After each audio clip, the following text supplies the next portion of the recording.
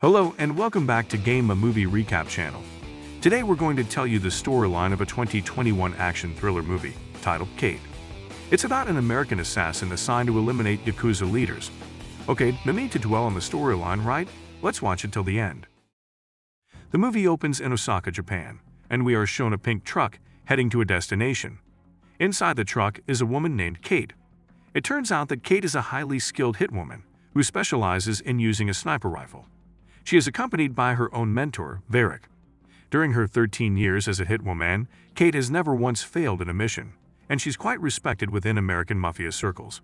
Kate's mission this time is to eliminate the Yakuza boss and his deputy. After their truck arrives at the location, Kate gets out and is immediately confronted by two Yakuza henchmen.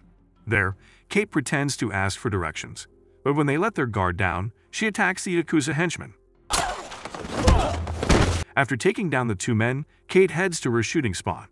From her prepared position, Kate spots the Yakuza deputy who has just exited a car. Unfortunately, her target is carrying a young girl named Annie, making Kate hesitate to take the shot. Kate fundamentally doesn't want to harm someone in front of their child. However, due to the constant pressure from her mentor, Kate is ultimately forced to follow orders and eliminate the Yakuza deputy. Meanwhile, inside another car at the scene, the Yakuza boss can only mourn the loss of his deceased deputy. It's revealed that the Yakuza deputy was none other than the Yakuza boss's younger brother. Feeling that the situation is already chaotic, the Yakuza boss decides to leave the scene, leaving Annie behind. In the midst of all this, Kate, who was originally supposed to shoot the Yakuza boss, is lost in thought because she can't bear to see Annie, who is hysterically crying in front of her father's body. In the end, Kate decides not to continue the mission to pursue the Yakuza boss. The scene shifts to Tokyo, precisely 10 months after the previous events. We see Kate jogging at night to keep herself in shape. During her run, she accidentally observes a happy family with their child. At that moment, Kate immediately thinks about wanting to have a family of her own and retire from her line of work. She then discusses this with Varric. Varric understands what Kate desires, especially since the incident 10 months ago, where Kate has been feeling guilty about Annie, the child of her target she eliminated. Here Kate states that before retiring, she'll finish her mission by taking down the Yakuza boss. After that, Kate begins to learn how to live a normal life by hanging out at a hotel bar where she's staying. At the same time, a handsome man named Stephen tries to strike up a conversation with Kate. They chat and have drinks, and eventually, Stephen manages to feed Kate's little kitty in her hotel room. After some sweaty moments, Stephen decides to take a shower. And while he's in there, Kate discreetly checks Stephen's wallet to find out his home address. At the same time, Kate receives a message from Varric, instructing her to eliminate the Yakuza boss at a tower precisely at 11 p.m. As we know, this is Kate's final mission before retiring. Kate quickly bids farewell to Stephen, using a sudden errand as an excuse. In short, Kate arrives at the tower right on time with her sniper in hand. When the Yakuza boss appears and Kate is ready, she suddenly experiences a debilitating headache that makes her lose focus. In the end, Kate fails to eliminate the Yakuza boss, and her shot only hits the Yakuza boss's arm. Kate runs to take another shot, but once again she misses. As the headache worsens, Kate eventually retreats. She steals a car and makes a hasty escape. Unfortunately, the car's lights disturb her and intensify her headache. Kate races the car towards Varric's residence, but suddenly, fortunately, the police arrive in time and quickly take Kate to the hospital. The scene suddenly shifts to the past when Kate was still a child. She was an orphan, her parents killed. Kate was found by Varric, who raised and trained her to become the skilled assassin she is today. Returning to the present, Kate finally regains consciousness.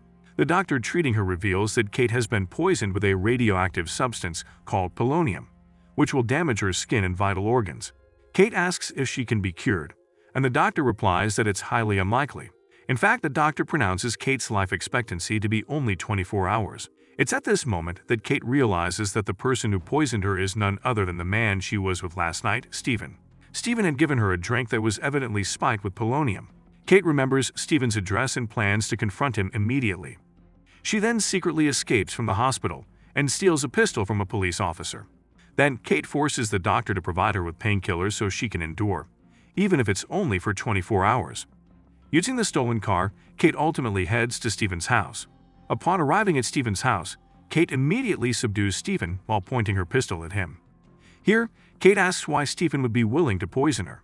Stephen replies that he was merely following orders and the person who instructed him said it was just regular medicine. He had no idea it was poison. Stephen's wife also chimes in, "Wait, you got a wife? Bad Stephen."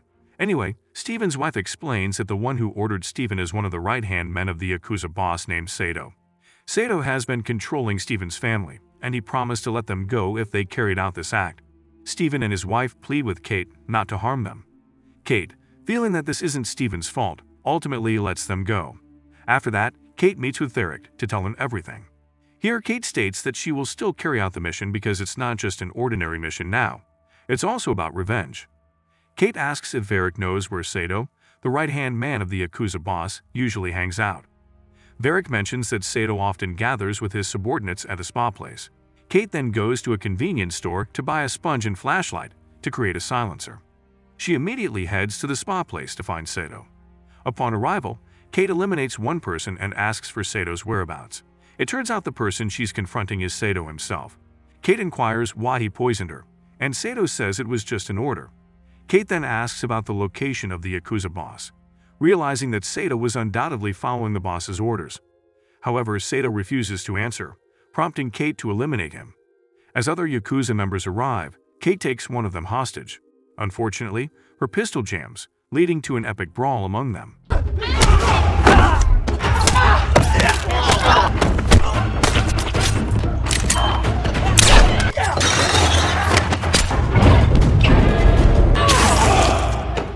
After Kate successfully eliminates all of them, another Yakuza member emerges from the restroom. The fearful Yakuza member reveals that Annie likely knows the whereabouts of the Yakuza boss since she is his niece. He also mentions that Annie is currently at a concert. Then Kate rushed there to find Annie. Kate still remembers Annie's face because, until now, Kate actually still feels guilty towards her. When Kate found her, she immediately eliminated Annie's bodyguards and took Annie away. Here, Kate asked about the whereabouts of the Yakuza boss. Annie replied that she didn't know, and that the person who usually knows is the Yakuza boss's chief advisor named Renji. Immediately, Kate told Annie to contact Renji. After they were connected, Kate took Annie's phone and told Renji that she had already kidnapped Annie and asked Renji to meet her. After that, Renji sent his loyal subordinates to go there. Renji even ordered them to eliminate Kate and also Annie somehow. What is the reason? We will find out later. In short, Renji's trusted henchmen arrived and confronted Kate. They drew their weapons, but luckily, Kate was quicker. At the same time, more of Renji's henchmen arrived, leading to a fierce gunfight and brawl.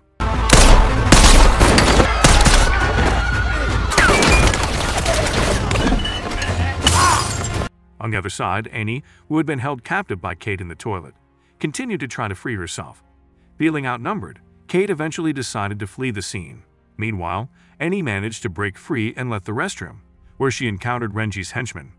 Annie felt relieved, thinking she was finally safe. However, unexpectedly, the henchmen aimed their weapons at her. Just then, Kate unexpectedly returned and swiftly eliminated Renji's henchmen. Then, Kate tried to escape, but Annie continued to follow her. Kate advised Annie to leave, but she insisted on staying with Kate. Feeling safe, Kate and Annie sat down to rest. Here, Annie revealed that she knew Kate's intention to eliminate the Yakuza boss. Despite being his niece, Annie no longer cared about the Yakuza boss since he had paid no attention to her since her father's death. At this point, Annie was still unaware that Kate had been the one to kill her father. Annie explained that to find the Yakuza boss, they needed to locate Renji first, and she agreed to take Kate to Renji's hideout. Long story short, Annie entered Renji's hideout, but she only encountered Renji's right-hand man Miyavi. Here, Annie asked about Renji's whereabouts, but Miyavi was unwilling to reveal anything.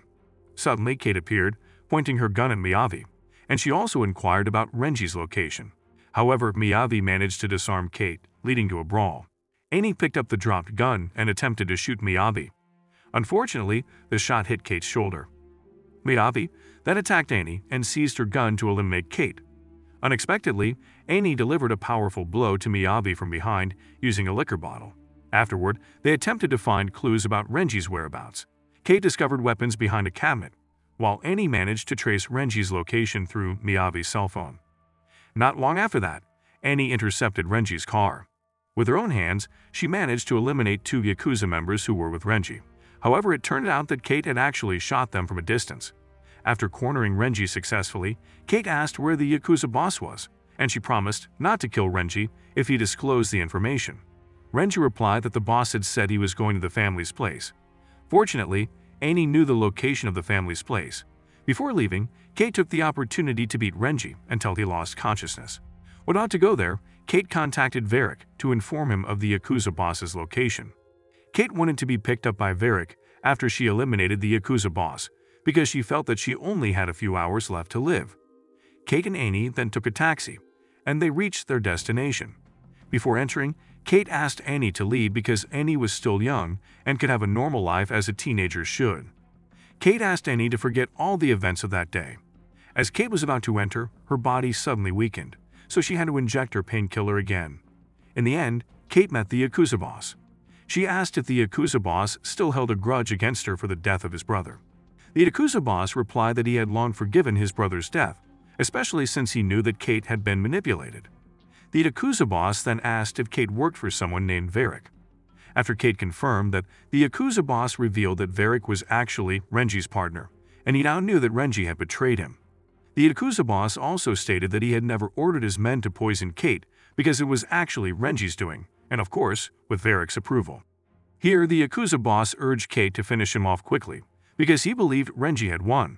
Outside the house, Annie, who had not left yet, was suddenly approached by Varric. Varric informed Annie that Kate was the one who had killed her father.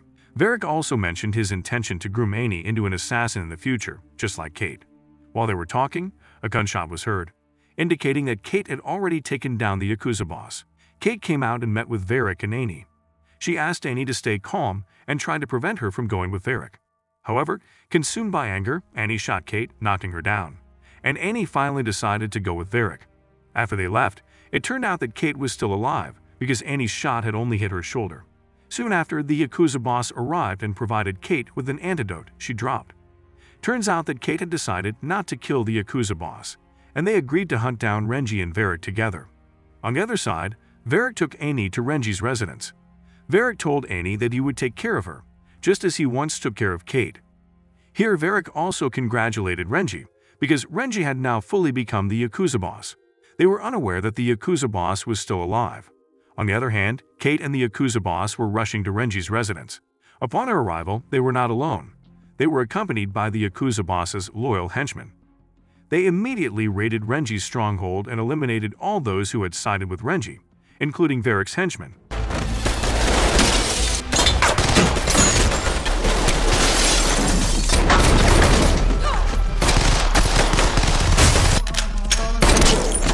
Realizing the attack, Varric instructed Renji to handle the situation. At one point, the Yakuza boss finally cornered Renji. Here, he challenged Renji to a duel using katanas.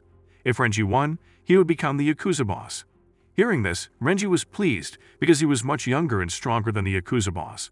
However, the Yakuza boss easily defeated Renji. Meanwhile, Kate continued to fight her way to find Annie while facing Varric's henchmen. Kate's leg was shot at one point, but she managed to get back on her feet and eliminate all of Varric's henchmen.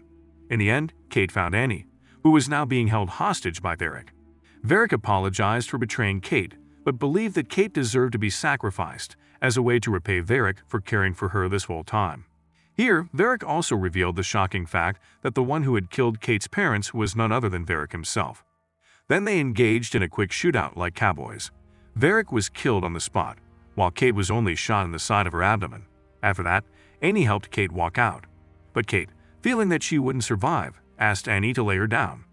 Here, Kate apologized for killing Annie's father in the past. Annie forgave her because she knew Kate had been manipulated. Before she passed away, Kate mentioned that the Yakuza boss had promised to take care of Annie and look after her well. And finally, the movie ends. So, what do you think of this movie? Could you enjoy the recap?